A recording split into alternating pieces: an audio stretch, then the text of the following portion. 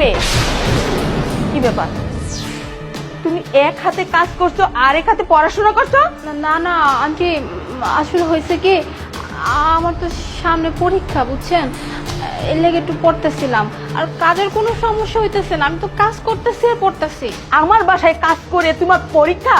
এতই যদি পরীক্ষা দেওয়ার ইচ্ছা হয় তাহলে বাসায় কাজ নিয়েছো কেন? যাও বাড়িতে গিয়ে লেখাপড়া করো। আন্টি, আমি না পড়াশোনা করবো দেখে আমি আপনাদের বাসায় কাজ নিছিলাম। আর একটা কথা কই, আমি আপনার সব কাজ করে দিব, আপনার থালা বাসন থেকে শুরু করে রান্না বান্না সব। আপনি খালি দেখবেন যে আমার কাজে কোনো গাফলতি হয়েছে কিনা, আপনার কাজ ঠিকঠাকভাবে হয়েছে কিনা। যদি আপনার কাজে কোনো গাফলতি পান বা কাজ যদি ঠিকঠাক না, তখন আমার কইেন। ঠিক আছে, আজকের মতো ক্ষমা করে দিলাম, কিন্তু আমার বাসায় থেকে পড়াশোনা আর কাজ একসাথে করা যাবে না, কথাটা মনে থাকে যেন। কি ব্যাপার মা, কি হয়েছে? এরকম চিৎকার চেঁচামেচি করছো কেন? দেখ না বাবা, তোর মামা এই মেয়েটাকে আমার বাসায় কাজের জন্য পাঠিয়েছে, আর ও কিনা আমার বাসায় কাজের নাম করে পড়াশোনা করছে। এখানে দোষের কি আছে মা? ও তো ভালো কাজই করছে, তোমার উচিত ওকে অ্যাপ্রিসিয়েট করা। এই দেখো, ঘরের কাজ করে একজন যে বই পড়ছে, নিজের খরচ নিজেই চালাচ্ছে, এটা তো খুব গর্বের বিষয় মা, ভালো বিষয়। কোথায় কি তুমি তাকে বাহবা দিবে তা না করে তুমি তাকে বকতেছো, এটা কোনো কথা মা? এই সংসার নিয়ে তোর এত ভাবতে হবে না, আমার সংসার আমাকে সামলাতে দে। যা তুই এখান থেকে যা। আর শোন, বই রাখ, বই রেখে দুই হাত লাগিয়ে ভালো করে কাজ কর।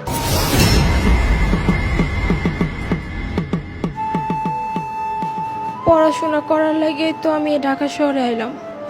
এখন যদি পড়াশোনা না করতে পারি তাহলে আমি আমার স্বপ্ন কেমনে পূরণ করবো? না না, যেমনি হোক পড়াশোনা আমার করতে হইব, আমার স্বপ্ন তো আমি পূরণ করেই সারমো।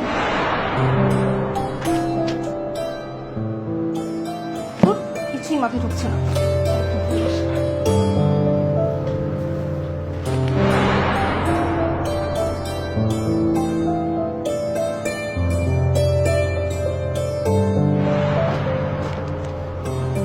এইটা তো ওই বই, যে বইটা আমার অনেক দরকার ছিল, কিন্তু এই বইটার তো মেলা দাম, আর টাকার অভাবে আমি এই বইটা কিনতে পারিনি।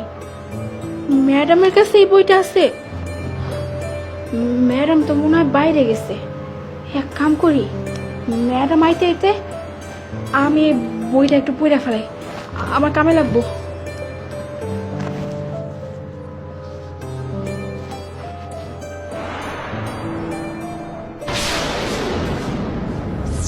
বইটা কোথায় গেল? এখানে তো রাখছিলাম। আরে আজব তো। মা, আমার বইটা কোথায়? এখানে তো রাখছিলাম।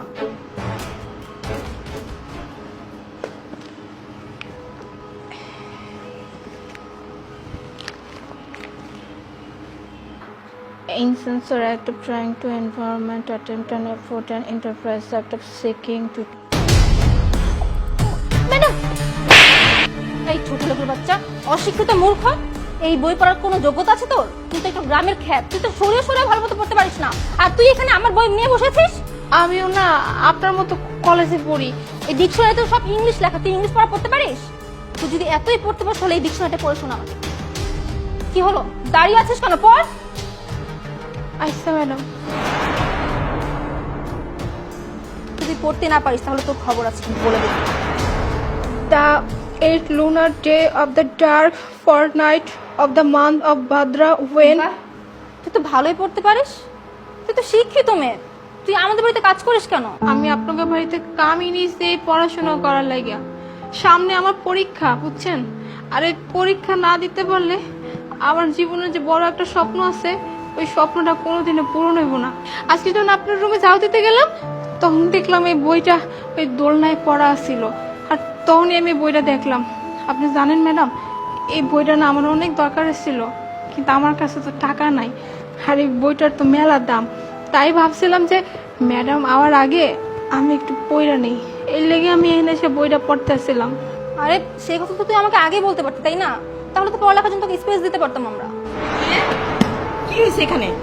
মা, আমাদের বাড়ির কাজের মেয়ে, ও তো অনেক শিক্ষিত। ছোট লোকের বাচ্চা, তুই কত বড় সাহস, তুই আজকে আবার বইয়ে হাত দিছিস, তাও আবার আমার মেয়ের বইয়ে?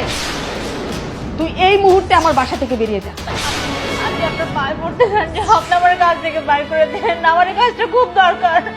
আপনি জানেন না আমি যদি এখানে কাজ না করে পরীক্ষা দিতে পারবো না, পরীক্ষা না দিলে আমার স্বপ্নটা পূরণ হবে না। আন্টি আন্টি আমার মাফ করে দেন আন্টি। বুঝতে পেরেছি, তুই এইভাবে এই বাসা থেকে যাবি না, তোকে গাড় ধাক্কা দিয়ে বের করতে দেবো। ওঠ বলছি, যা এই মুহূর্তে যা বলছি। কত বড় সাহস আমার মেয়ের বই ধরে।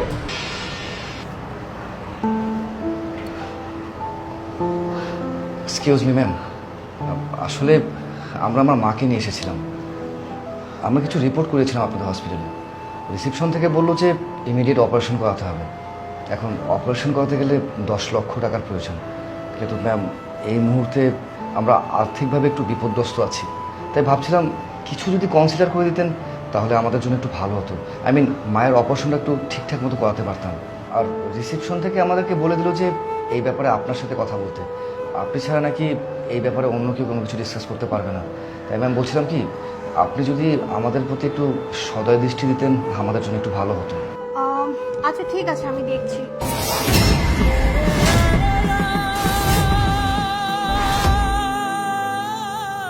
কি ব্যাপার, তুমি মানে আপনি আপনি এখানে কি করছেন?